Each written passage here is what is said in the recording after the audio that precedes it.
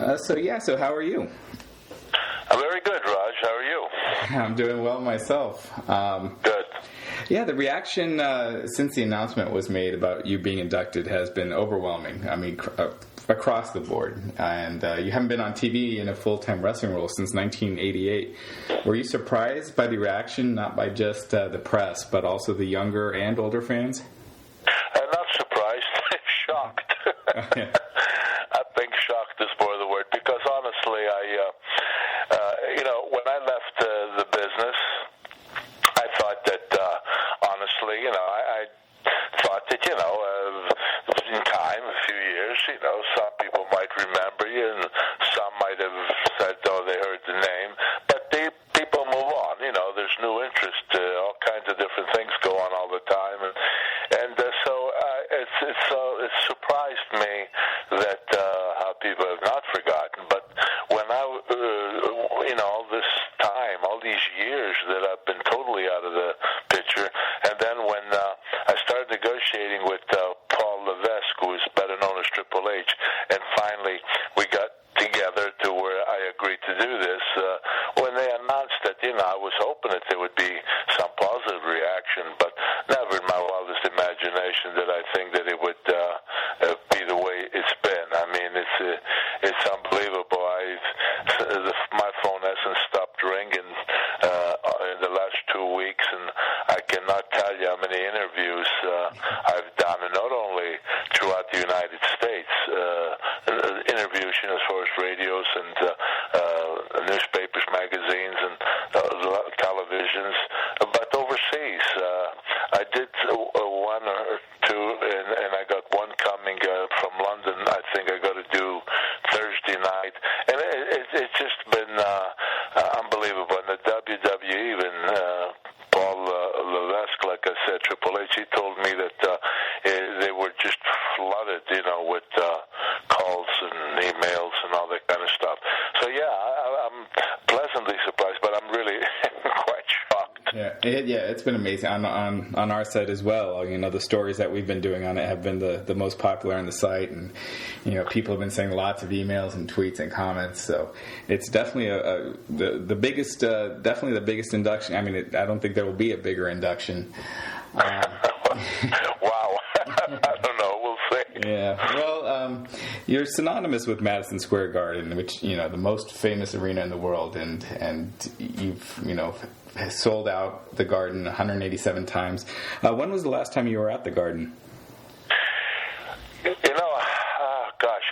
When I retired, officially retired in 1982, I had made the last appearance then. But then when I came back as a color commentator in, I believe it was September of 1984, and I stayed with doing color commentating for the following, I think till 1988. I was asked to put on the tights, which I wasn't thrilled to do, believe me when I tell you. But my son was in the business then too, and so I agreed. And so I appeared in the Garden a number of times. I like to think it was only maybe 3 or 4 times, somewhere around there. Then that was 1988 was the last, 87 or 88 was the last time I ever appeared there. Oh, so you haven't been there? Have you been just as a spectator or anything since? No, I have not been in the Garden.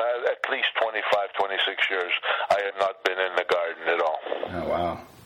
And this May, it'll be the 50th anniversary of you defeating Buddy Rogers at the Garden for the WWWF title in 48 seconds. Now, there's always been a lot of stories about that match, and the story is that Rogers didn't want to lose to you, and that you basically told him in the ring that he was going to go down that night.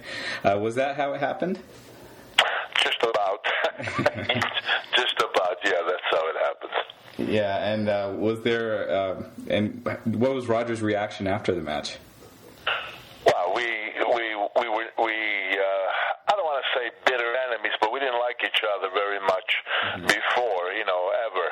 And afterwards, it was obviously bad feelings, very bad feelings. We never spoke again, never spoke again for many, many years until, I don't know if you remember Georgiana Makakopoulos. Right. She used to write she used to write a lot of wrestling stuff and that. And there was a convention one time in New York where they invited some wrestlers yesteryear, where we signed autographs and so forth. And I didn't even know it at the time, and I don't think Buddy even knew it at the time. But we both were booked there, so we of course did not speak or anything. But Georgiana went to him, and then came to me and says, "Please, it's been all these years.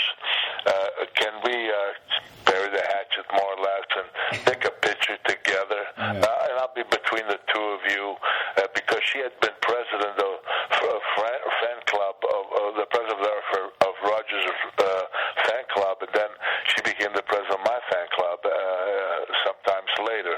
And so I told her, I said, "Look, I don't want to keep holding grudges. If he's willing," I said, then fine. And it was funny because we both, Georgiana went and got him, got me, and she stood in the middle. We took the picture, but we never spoke a word to each other. Wow. Well, that's amazing. And I know you've had so many great moments in the Garden. Indeed. If you could pick one moment that's been your favorite, or one match, is that even possible? Well, it is kind of impossible, but as far as meaning, what meant the most to me, it was no doubt that night with Rogers, because that made me the number one guy.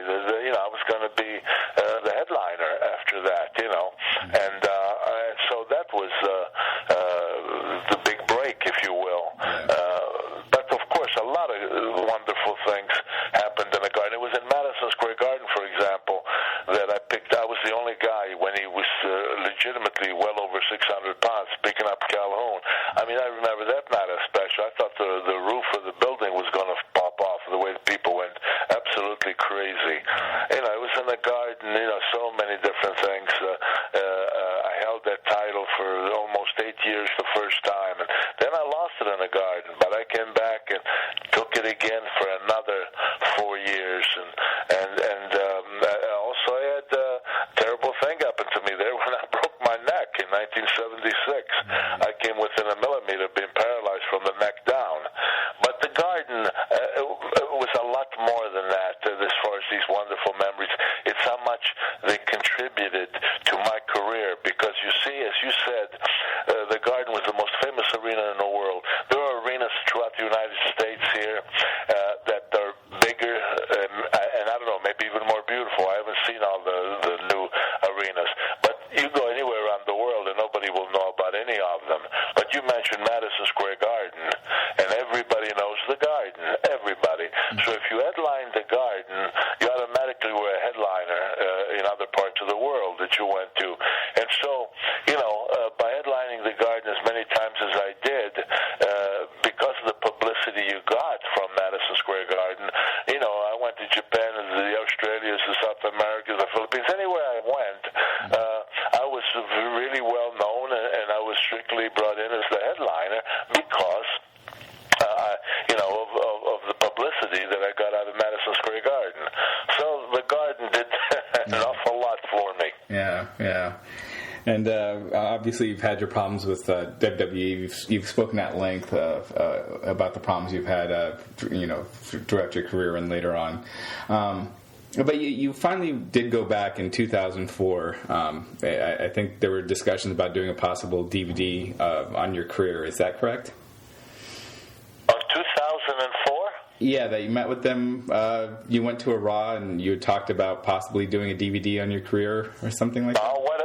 What happened was, if you're talking about the meeting that me and my attorney, Marty Lazaro, we had a meeting with Vince McMahon and his attorney,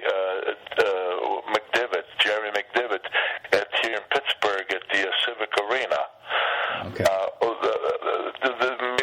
The lawyers got together. McDivitt contacted Marty Lazaro, my attorney, and said, see if he could get me to agree to come and meet with Vince. And I really was very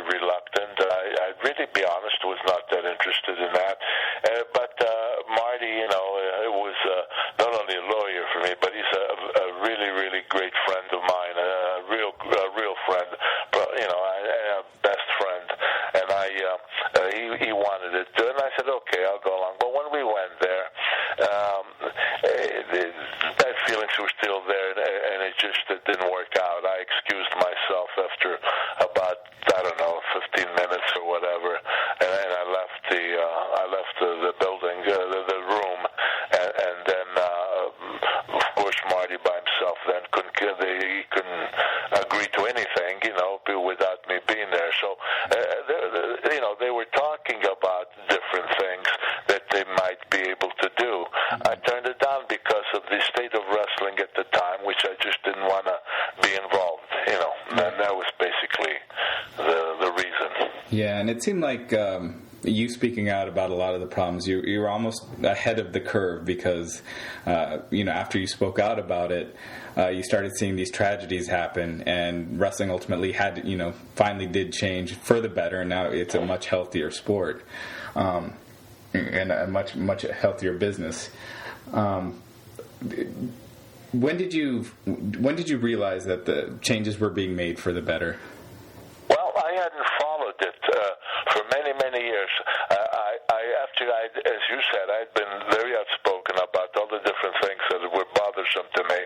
But when I found out, after a good period of time, probably close to 2 years, that nobody seemed to care, State Athletic Commission or any other organization or anyone. I mean, nobody seemed to care to want to take any steps to bring any changes. And so I finally thought, well, I gave it my best shot, didn't do anything, so it's time for me to go on with the rest of my life. And I was okay with that, and I moved on. So I'd never followed it anymore. I didn't watch it anymore. But then about 6-7 months ago, this Paul Triple H, he's better known as Triple H, he contacted me, and he, told me that he introduced himself. Not that I didn't know who he was. I certainly knew his name because he was one of the superstars in wrestling at the time. But he introduced himself, and he seemed very nice on the phone. And he started telling me that he more or less wanted to get, introduced to me so that we could discuss the situation. He says that he understood my feelings in the past, but he wanted to assure me that steps had been taken and changes had been made, and we're continuing to make more changes. And it was sounded good to me, but I guess I was still a skeptic, even though, like I say, he came across very straightforward. He seemed very honest and sincere about everything he was saying. But then I started watching it a little bit, and I started noticing that the guys were no longer beefed up like they had been, and they looked like athletes, but they didn't look like the Hulk Hogan's, the Billy Grahams, the Ultimate Warriors, the British Bulldogs, all those guys that and many, many others. I'm just naming a few, but there were so many. It was very, very obvious what they were doing. I mean, besides wrestling in my younger years, I also competed in Olympic lifting and powerlifting, and I knew a little bit thing about training and what it takes to transform your body into becoming something, impressive look. And it takes a lot of years, a lot of hard work, and a lot of discipline. And when you see people transform themselves in a matter of months, it's very obvious as to what's going on. And then the big thing was that he mentioned to me, Triple H, that they had hired a Dr. Joseph Maroon to head that department of drug testing and all that. Well, it just so happened that I know Dr. Maroon very well. He's a world-renowned neurosurgeon. He operated on me, as a matter of fact, 3 different times, and he's the guy who really saved me a lot because I was headed for a wheelchair. I had done so much damage to my back that I could hardly function. I could hardly stand or walk or anything, and it took 3 surgeries. But he put me in shape to where now I do 4 and 5 miles of road work 3 days a week, and the other 3 days I'm still pumping iron at this age. Excuse me. So I had some meetings with Dr. Maroon. I wanted him to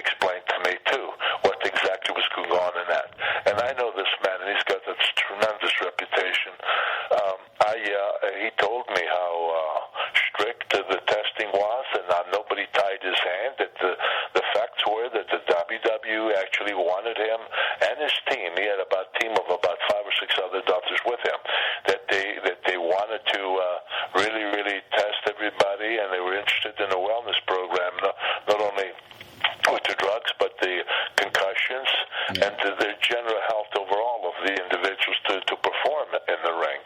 Well, after these few meetings with Dr. Maroon, everything that Paul told me, Triple H, it was absolutely true. And then Triple H also told me about the changes that they made as far as things that I had spoken up about, like the nudity, the vulgarity, the profanity. And he again encouraged me to watch, because he said that they had made all the changes, and frankly, I started watching it, and I wanted to watch it not just one night, but I watched it for a couple of months to be convinced of what I was seeing. And absolutely, there's been no nudity, there was nothing, no vulgarity of any kind, and there's the profanity is all gone as well. Well, I must say I was very, very impressed with all these changes, and Paul was very convincing because, like I said, he seems to be a very honest and sincere individual, and he convinced me that these changes not only were there, but he was a student of yesteryear wrestling, and he even told me that he wants to add more and more back to that kind of wrestling, and all this was, of course, music to my ears, and I had been asked many a time about going into the Hall of Fame, and I said that no, I'd be a hypocrite if I did, because I had been very outspoken about all these things that bothered me. But I was also asked, well, what if these changes, if all the changes come about and these things are changed and to your satisfaction? I said, well, of course, I would change it as well. I said, I would hope that would happen. I said, if that ever happened, I would welcome the opportunity to go into the Hall of Fame. And in fact, that's exactly what happened, Raj. I mean, all the changes were made. I've been watching it now for months, and I'm convinced of it. And as a result, I've accepted. Yeah. And had you dealt with Paul before with Triple H? Had you dealt with him before this at all? Never.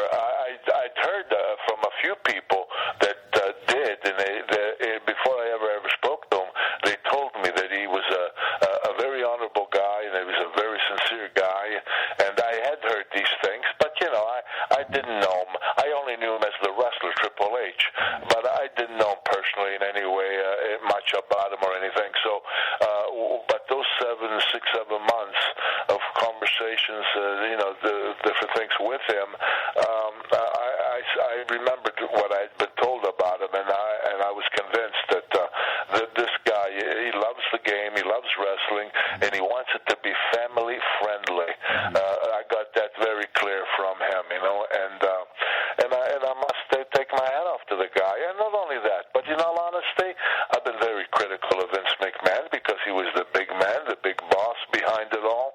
But I was also told that by Dr. Maroon and others that he too was very sincere about changing the product to make the proper changes. So I don't know if Paul is the one who convinced him or the two of them together. I don't know. The point is though that I was critical of them during that period, but I must praise them today for making the game more family friendly. I love that, and so everything for me right now is fine, and I'm happily going into this Hall of Fame. Yeah, and you mentioned Vince. Do you think you'll meet with him before the Hall of Fame? With Vince, you mean, or? Yeah, with Vince. No, from my understanding with Vince is that the night in the Garden at the Hall of Fame, that he and I probably will have a private meeting and see what happens. Yeah, and you've worked for both Vince and his father. You've worked for several other, many other promoters.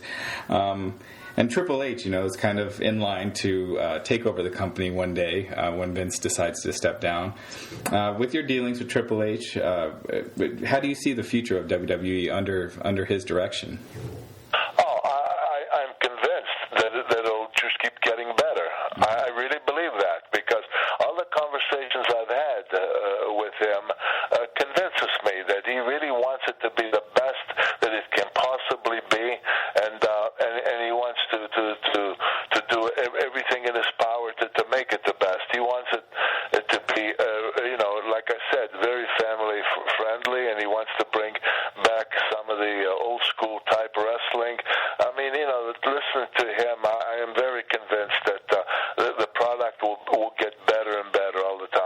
Yeah, and with the current product, I know in the past you've spoken highly of Kurt Angle. Are there any of the other current stars that you have your eye on that you think that you're a fan of?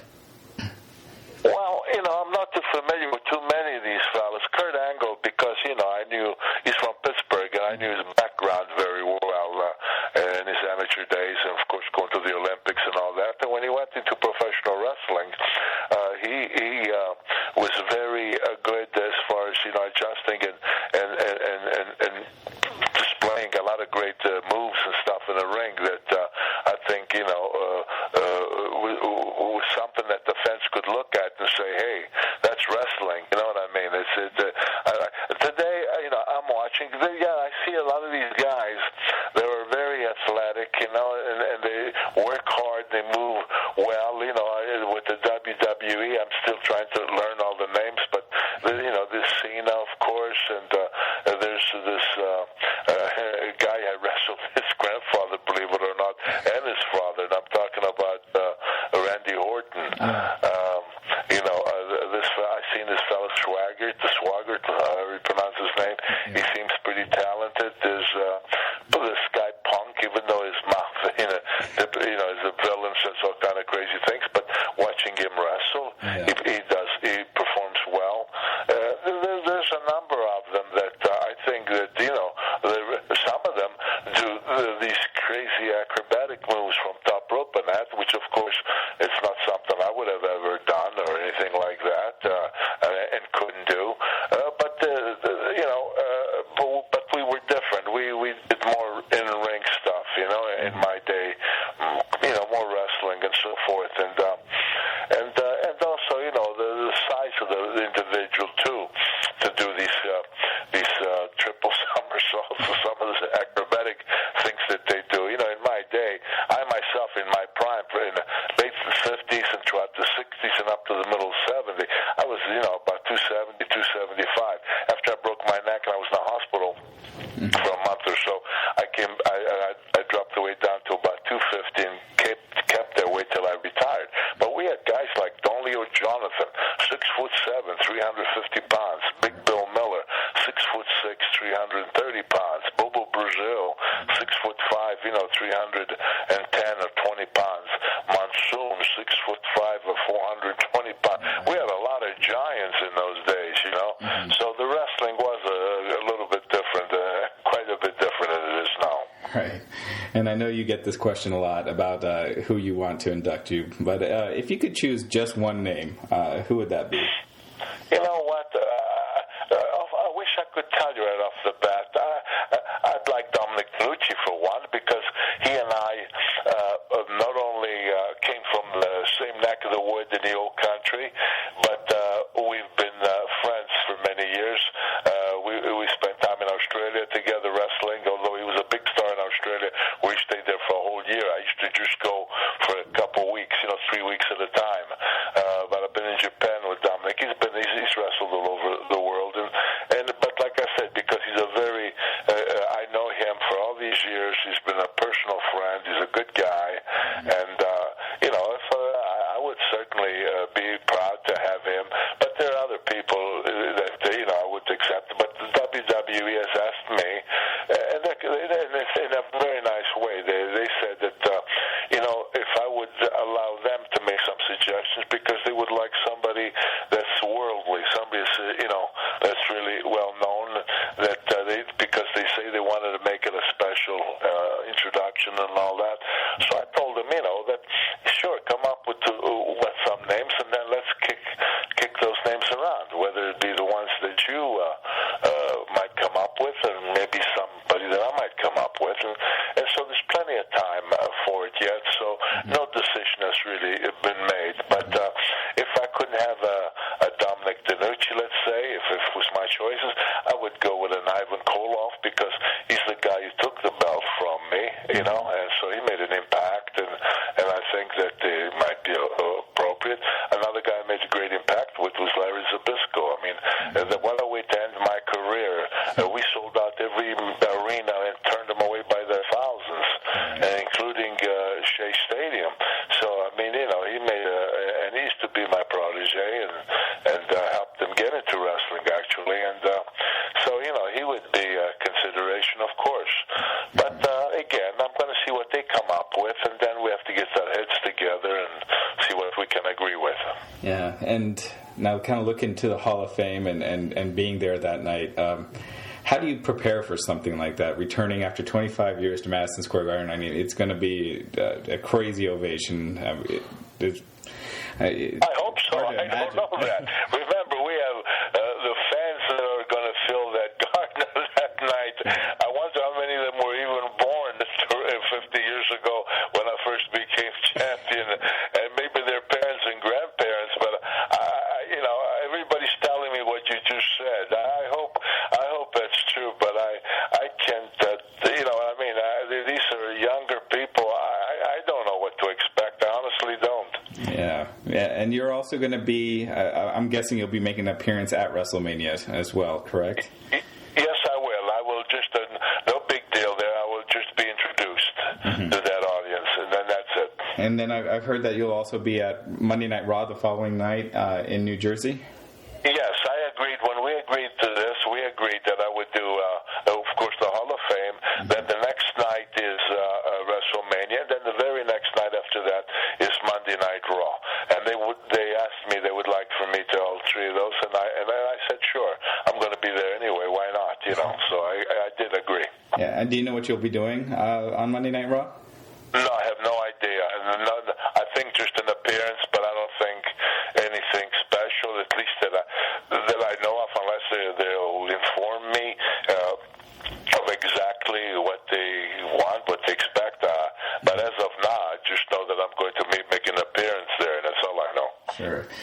And can fans expect to see more of you in WWE going forward after WrestleMania weekend? Well, I would think that my understanding with Paul or Triple H is that they're interested in, they're going to do maybe some DVDs of maybe some of my best matches that they want to put together, maybe a video game, or maybe an interview, just interviewing me, talk about my career and some of the greatest matches, and to talk about different opponents. I understand they have different ideas, so I don't know what all. They will discuss them all with me, I'm sure, as time goes. But to be specific about all that they want to do or going to do, I'm not so sure. Yeah. But I know they have plans. If stuff that, of course, has to be agreeable to us both.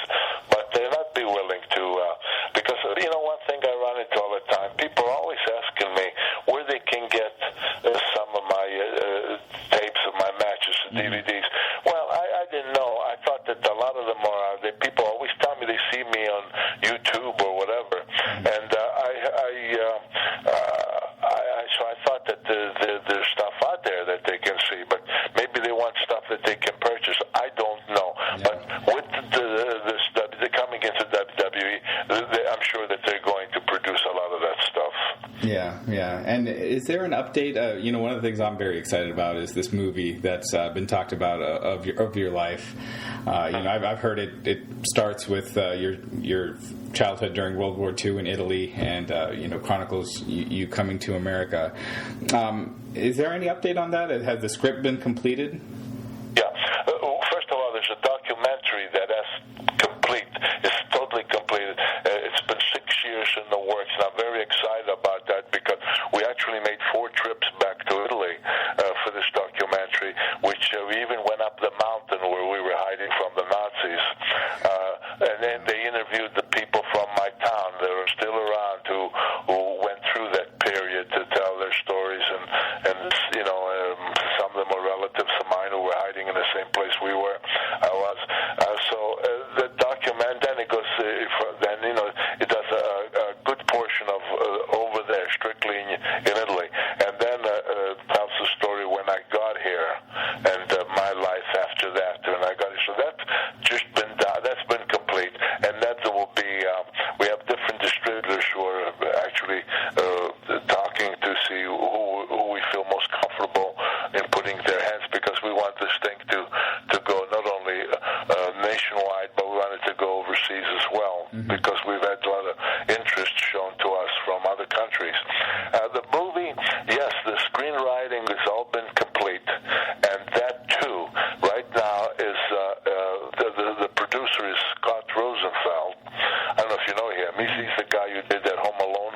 Right. But he's done about 38 other films as well. And he had this guy, Paul Gay, who was a screenwriter, who did the whole thing. And it's complete, and I understand there's a couple of studios now who are looking at the script that are interested, and some other independent organizations that are interested in maybe, producing it. So, but it's at that stage right now. But it seems like it's going forward, so I don't know how long it'll take, but I'm pleased that the documentary is done. And Raj, if I may say too, if you don't mind, I've seen a lot of misinformation that people have shown me, my attorney, even my wife, my kids who do know computers, because I'm forget about me, I don't know nothing about that stuff. But they showed me about in the internet so much misinformation. I would just like to tell you and your listeners, I'll read about you, hear you, whatever, that if they would just go to Bruno Sammartino .info, that's where they'll get the straight scoop of everything that I'm saying and everything that I'm doing. Because some of the things that have been put out there on the internet are kind of disturbing to me. Okay, yeah, absolutely. I'll invite all our readers to check that out, because rumors do get spread pretty quickly. Yeah, they sure do. But, I'm very excited about the documentary, and you think it'll be released this year? From everything that they tell me, the people that have put it together, that worked on it for so hard for 6 years, they tell me by the latter part of the year that this thing will be seen all over. So I'm just telling you what they tell me. Right, and I'm not sure if you can comment on this or not, but is WWE Studios looking to be involved with either project? Well, if the WWE, they seem to, there's been some conversation with them. As far as the documentary, they can only bid for it as far as be the distributors for it, you know what I mean? But we have like 20 different kind of distributing companies, distributors, I don't know, what do you call them, that are interested. So if they are interested, they would just have to be amongst those. And as far as the film, I did hear, now this I was told, that Scott Rosenfeld, in fact, told me, the producer, he said that the movie, the film department, I guess, of WWE did, in knowing about this, the film and everything, that they did contact him, and they did say to him that when the screenwriting was all done, that they would like to see it as well, and because they may be interested in it. But that's all I know. How serious that is or not, I don't know. Okay, and final question, if you could pick anyone to play you in the movie, who would you pick? My goodness, I don't have the slightest idea. I really don't, because in my heyday, when first of all, there's going to have to be a number of me, because you have to have me as an 8-year-old kid who went up that mountain and who got deathly sick after I was there for 14 months. I came down with traumatic fever.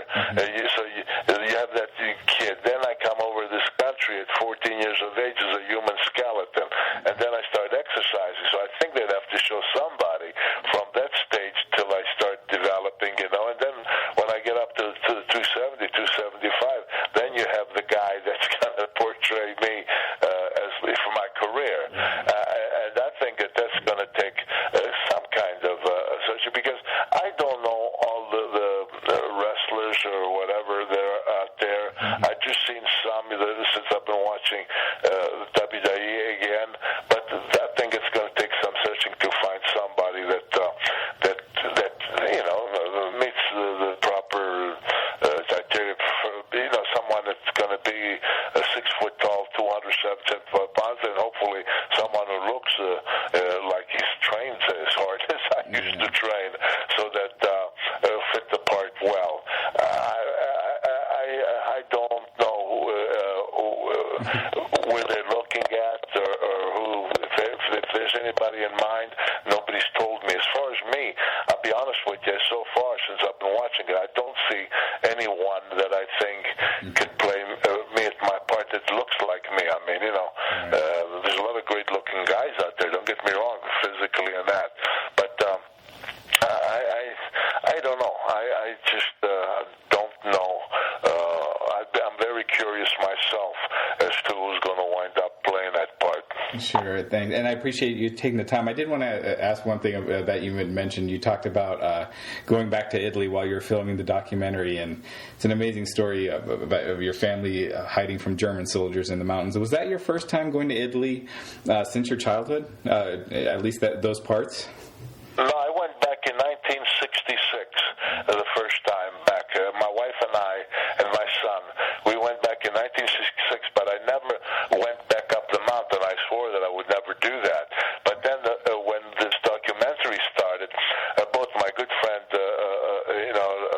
Marty Lazzaro, and the people were doing all the shooting, which was, a guy named Kenny Brown and Josh Britt, and also Scott Rosenfeld came in from California, made the journey up there because they all wanted to go up that mountain. So I didn't want to go. I really didn't, but they expressed to me how important it was that we went up there and we interviewed up there and filmed up there.